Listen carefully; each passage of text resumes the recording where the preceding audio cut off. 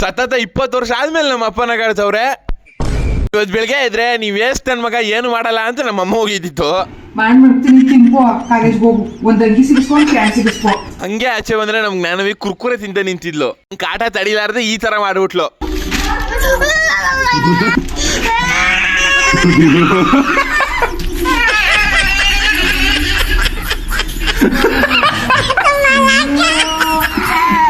ಕುರ್ಕುರೆ ತಗೊಂಡೋಕ್ ಹೋದೆ. ಇವಾಗ ಕಲ್ತಿಲ್ಲ ಮದವಿ ಅಂದಿ ಮದವಿ ನಾಯಿ ಮದವಿ.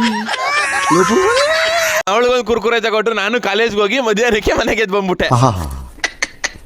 ಬರೋ ಅಷ್ಟಕ್ಕೆ ಟೈಮು 3 ಗಂಟೆ ಆಗಿತ್ತು. ನಮ್ ಜ್ಞಾನವಿ ಏನೋ ಮಾಡ್ತಾ ಕುಂತಿದ್ಲು. ಯಾರು ನನ್ನ ಸೌಂಡ್ ತಿಂದಿಲ್ಲ ತೆಗಿ ಮುಂದೇವಿ. ಯಾರು ನೀ ನನ್ ಸಾವಂತಿ ಮುಂಡೆ. ಏನ್ ಮಾಡಿಸ್ತೀನಿ ನಿಮ್ ಡ್ಯಾಡಿ ಬಂದ್ರೆ ಕಿತ್ತೋದವಳೆ.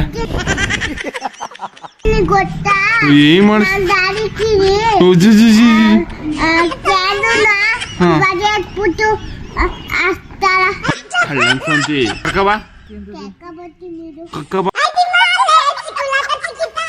ರಂಗಿ ಒಂದೊಂದ್ಸತಿ ಅಳ್ತೀಯ, ಒಂದೊಂದ್ಸತಿ ನೆಗಿದ್ಯಾ, ಅರ್ಥನೇ ಮಾಡ್ಕೊಳಕ್ ಆಗಲ್ವಲ್ಲ ಹುಚ್ಚು ಮುದೇವಿ ನೀನಾ.